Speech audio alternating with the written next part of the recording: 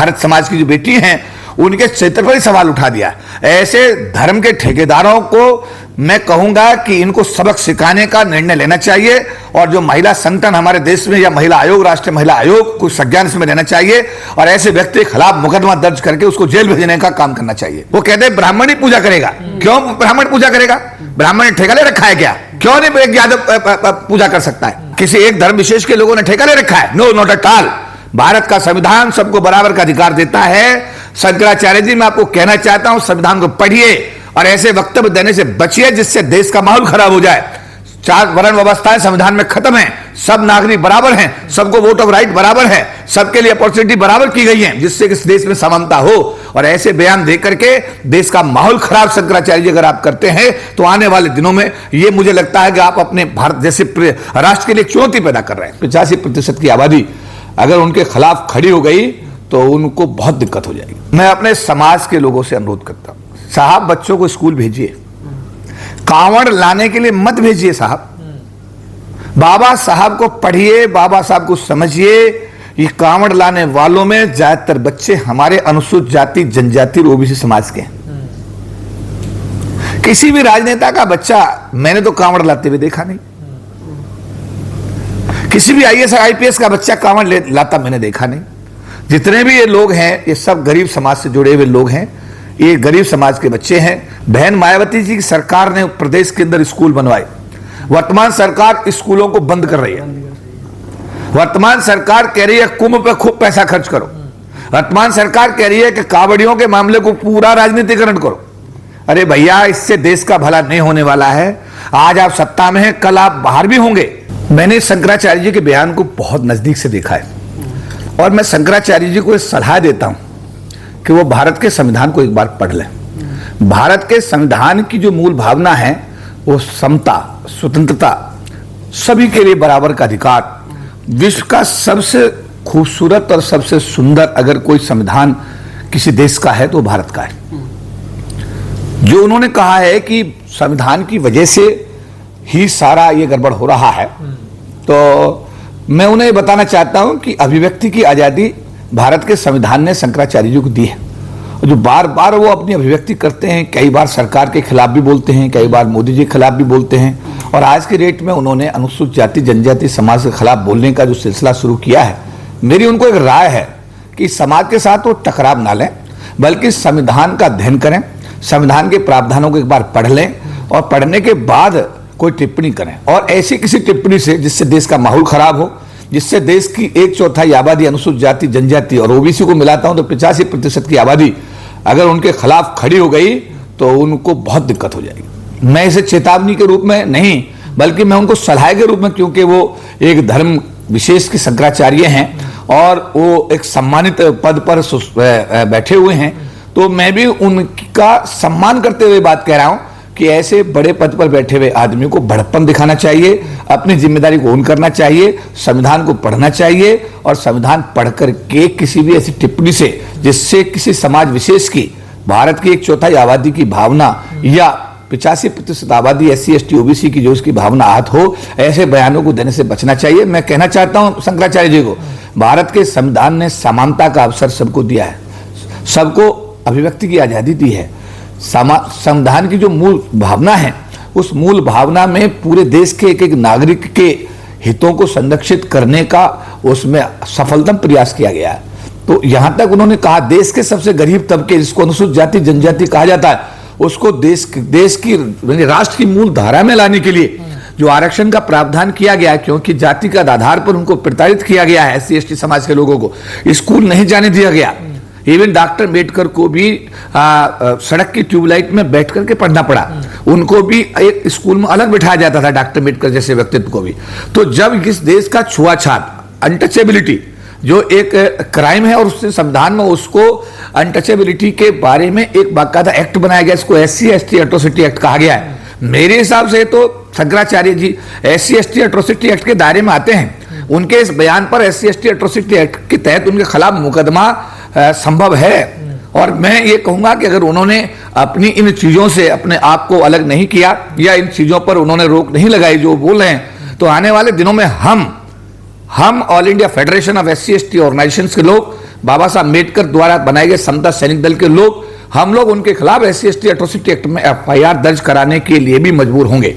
Sir, इससे पहले भी एक बयान इन्होंने दिया था, उसमें ये कहा था कि वर्ण व्यवस्था को अगर हटा दिया जाए तो हिंदू धर्म का अस्तित्व खत्म हो जाता है। सवाल ये है कि 75 साल संविधान लागू हुए हो गए, उसके बावजूद भी इन लोगों के दिमाग से मनुस्मृति नहीं निकल रही है। क्या ये कैसा समाज अभी भी ये जो है वो देखना चाहते हैं? भारत के नहीं, दुनिया के सबसे योग्य व्यक्ति, आज भी दुनिया के पटल पर जब सर्वे हुआ तो दुनिया का सबसे योग्य व्यक्ति आज भी डॉक्टर परम पूज्य बाबा साहब डॉक्टर भीमराव अम्बेडकर ही साबित हुए। और डॉक्टर भीमराव अम्बेडकर ने अपने जीवन में कुछ निर्णय लिए, उन्होंने मनुस्मृति को उन्होंने दहन करने का फैसला किया। और जो लोग मनुस्मृति पर अपनी बातचीत रखते हैं या मनुस्मृति को आधार मान करके बात कहते हैं, तो मैं कहूंगा कि चारों वर्ण व्यवस्थाएं भारत के संविधान में प्रतिबंधित हैं। अनटचेबिलिटी भारत के संविधान में प्रतिबंधित है। अगर कोई संविधान का उल्लंघन कर रहा है तो माननीय शंकराचार्य जी कर रहे हैं, और मुकदमा किसी पे दर्ज होना चाहिए तो शंकराचार्य जी पे होना चाहिए। वो भारत के नागरिक हैं, भारत के संविधान के तहत उनका कार्यशैली जो है उनको अंजाम देना चाहिए। और भारत में रह करके भारत के संविधान के प्रदत्त प्रावधानों के खिलाफ वो बोल रहे हैं। अब जो 4 वर्णों की बात करते हैं, वो कहते हैं ब्राह्मण ही पूजा करेगा। क्यों ब्राह्मण पूजा करेगा? ब्राह्मण ने ठेका ले रखा है क्या? क्यों नहीं एक यादव पूजा कर सकता है? किसी एक धर्म विशेष के लोगों ने ठेका ले रखा है? No, not at all. Bharat का संविधान सबको बराबर का अधिकार देता है। शंकराचार्य जी, मैं आपको कहना चाहता हूं, संविधान को पढ़िए और ऐसे वक्तव्य देने से बचिए जिससे देश का माहौल खराब हो जाए।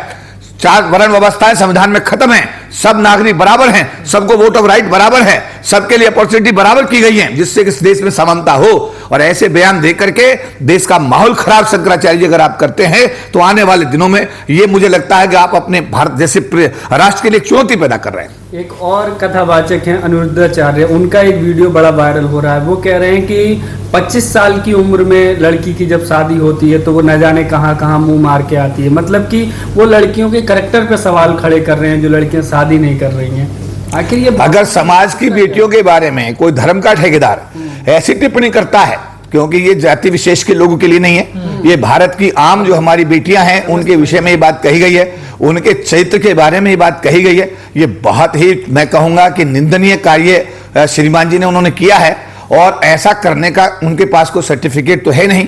अगर उन्होंने ऐसा जो आप कह रहे हैं जो उन्होंने बोला है, निश्चित रूप से ये बहुत ही घृणात्मक उन्होंने जो बातें कही हैं, जो बात मैं कहूँ अपमानजनक हमारी बेटियों के मतलब उन्होंने हमारी जो समाज की बेटियां हैं, भारत समाज की जो बेटी हैं, उनके चरित्र पर ही सवाल उठा दिया। ऐसे धर्म के ठेकेदारों को मैं कहूंगा कि इनको सबक सिखाने का निर्णय लेना चाहिए। और जो महिला संगठन हमारे देश में या महिला आयोग, राष्ट्रीय महिला आयोग को संज्ञान में लेना चाहिए और ऐसे व्यक्ति के खिलाफ मुकदमा दर्ज करके उसको जेल भेजने का काम करना चाहिए। लेकिन हम देखते हैं सर, ऐसे बाबाओं के खिलाफ कार्रवाई नहीं होती है, लेकिन अगर कोई एक्टिविस्ट है वो जनता से जुड़े मुद्दे उठाता है, सरकार के खिलाफ अगर बोलता है, उसके खिलाफ FIR हो जाती है, जेल में डाल दिया जाता है। देखिए, सरकार की सोच पर ये बहुत कुछ निर्भर करता है। सरकार को जो साधु संत सूट करते हैं वो बाहर रहते हैं। सरकार को जो साधु संत सूट नहीं करते हैं, आसाराम बापू और उनका बेटा जब तक सूट करता रहा बाहर रहा। और मैं कहता हूं, मैंने मोदी जी को उनके पैर छूते, अटल बिहारी वाजपेयी को उनके पैर छूते पूरे सोशल मीडिया पे देखा गया। मंच पर जाते थे और उनके मंच पर बैठते थे, उनके पैर छूते थे, उनके साथ बैठते थे, लेकिन आज वो जेल के अंदर है। ऐसे ही राम रहीम जो हरियाणा में, वो आज कभी जेल में जब उनकी जरूरत होती है जेल से बाहर निकाल दिया जाता है, पैरोल दे दी जाती है चुनाव का फायदा लेने के लिए, फिर वो जेल भेज दिए जाते हैं। इसी तरीके से और बहुत सारे साधु संत हैं जिनका आना जाना जेल में अंदर बाहर लगा रहता है। तो ये टोटली राजनीतिक निर्णय है। राजनेताओं को या पॉलिटिकल पार्टीज को जब उनकी आवश्यकता होती है उनका इस्तेमाल किया जाता है वोट के लिए, और जब लगता है कि हमें इनकी आवश्यकता नहीं है तो उनको जेल में भेज दिया जाता है। लेकिन जो भी आपका दूसरा सवाल है, जो ये धर्म के ठेकेदार सरकार को सूट करते हैं उनके खिलाफ कोई कार्रवाई नहीं होती, और जो सरकार को सूट नहीं करते हैं उनके लिए जेल का रास्ता सरकार के पास खुला रहता है। इसीलिए जो अभी आपने कहा है कि ये ऐसा नहीं होना चाहिए, सरकार को संवैधानिक जो प्रावधान है, जो संविधान में जो प्रावधान दिए गए हैं उनके तहत अगर कहीं कोई दोषी है तो उस दोषी के खिलाफ एक समान मतलब दृष्टिकोण रखते हुए हमें कार्रवाई करनी चाहिए। ऐसा नहीं है कि जो मुझे सूट करता है चाहे वो मर्डर कर दे तो भी ठीक है।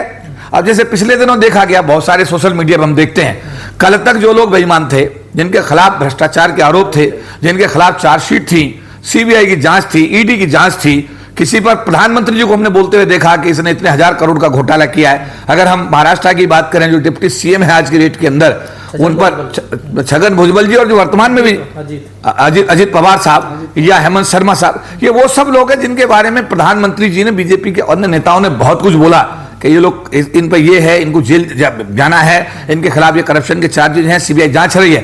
लेकिन जैसे वो बीजेपी के पास आ जाते हैं, बीजेपी के शरण में आ जाते हैं, पता नहीं क्या फिल्टर है, हमें भी समझ में नहीं आया कि वो सब नेता बिल्कुल ईमानदार हो जाते हैं, उनकी सीबीआई की जांच भी खत्म हो जाती है, ईडी की जांच भी खत्म हो जाती है।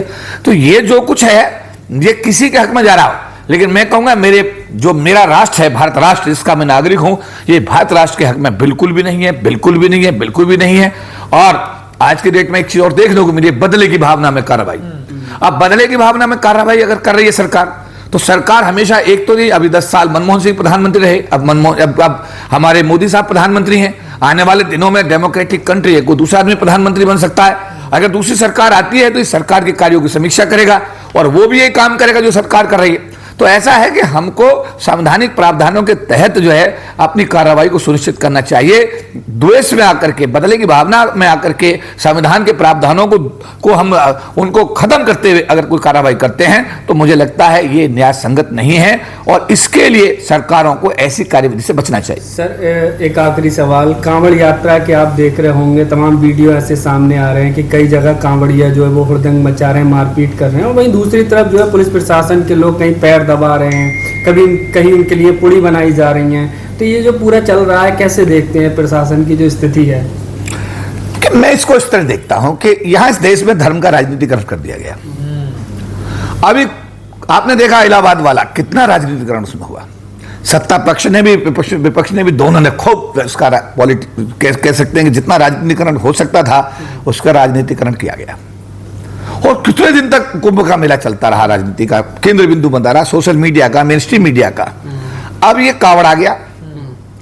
मैं अपने समाज के लोगों से अनुरोध करता हूं, साहब बच्चों को स्कूल भेजिए, कांवड़ लाने के लिए मत भेजिए साहब। बाबा साहब को पढ़िए, बाबा साहब को समझिए। ये कांवड़ लाने वालों में ज्यादातर बच्चे हमारे अनुसूचित जाति, जनजाति और ओबीसी समाज के हैं। किसी भी राजनेता का बच्चा मैंने तो कांवड़ लाते हुए देखा नहीं। किसी भी आईएएस आईपीएस का बच्चा कांवड़ लाता मैंने देखा नहीं। जितने भी ये लोग हैं ये सब गरीब समाज से जुड़े हुए लोग हैं, ये गरीब समाज के बच्चे हैं। मेरा निवेदन है कि आपका बच्चा कहीं पुलिस केस में फंस जाए, कहीं किसी ऐसी व्यवस्था में आ जाए, कहीं नशे का शिकार हो जाए, और मैं कहता हूं कि आप बाबा साहब को पढ़ेंगे तो आपको ऐसी चीजें करने की जरूरत ही नहीं पड़ेगी। तो मेरा निवेदन है अपने समाज के जो माँ बाप है उनसे मैं कहना चाहता हूं, पेरेंट्स से, कि कृपया करके अपने बच्चों को स्कूल भेजिए, स्कूल भेजिए। कोई मदद की बात है हमारे पास आइए, हम आपको मदद करेंगे, हर तरह की मदद हम आपको देंगे। हमारा बारे में जो लोग जानते हैं वो ठीक है, जो नहीं जानते मैं इस टीवी चैनल के माध्यम में कहना चाहता हूं कि हम जो भी हमारे पास आता है हम उसकी मदद करने की हर संभव कोशिश करते हैं, पर बच्चों को स्कूल जरूर भेजिएगा। अभी दूसरा आपने बोला कि सरकार पैर दबा रही है, पुलिस वाले पैर दबा रहे हैं। देखिए, इस सरकार के ऊपर निर्भर करता है। यहां मैं बहन मायावती जी की सरकार को कोट करूंगा। बहन मायावती जी की सरकार ने प्रदेश के अंदर स्कूल बनवाए। वर्तमान सरकार स्कूलों को बंद कर रही है। वर्तमान सरकार कह रही है कुंभ पे खूब पैसा खर्च करो। वर्तमान सरकार कह रही है कि कांवड़ियों के मामले को पूरा राजनीतिकरण करो। अरे भैया, इससे देश का भला नहीं होने वाला है। आज आप सत्ता में हैं, कल आप बाहर भी होंगे। जब बाहर होंगे तो उस कल्पना को भी करिए। आज आपको मौका, भारत के संविधान ने मौका दिया सरकार चलाने का, चाहे केंद्र की सरकार हो, चाहे उत्तर प्रदेश सरकार हो, आपको संविधान ने मौका दिया लोगों की सेवा करने के लिए। तो ऐसे कार्य करिए, जनहित वाले कार्य करिए, जिससे कि ओवरऑल, मैं कहूंगा कि ओवरऑल भारत राष्ट्र के जो नागरिक हैं उनको एजुकेशन मिले, उनका आर्थिक स्तर सुधार हो, सामाजिक जो भेदभाव है, जातिगत आधार पर जो भेदभाव वो खत्म हो, भारत में सौहार्द का वातावरण पैदा हो, सब लोग भारत विकास के लिए पूरी कर्मठता के साथ काम करें।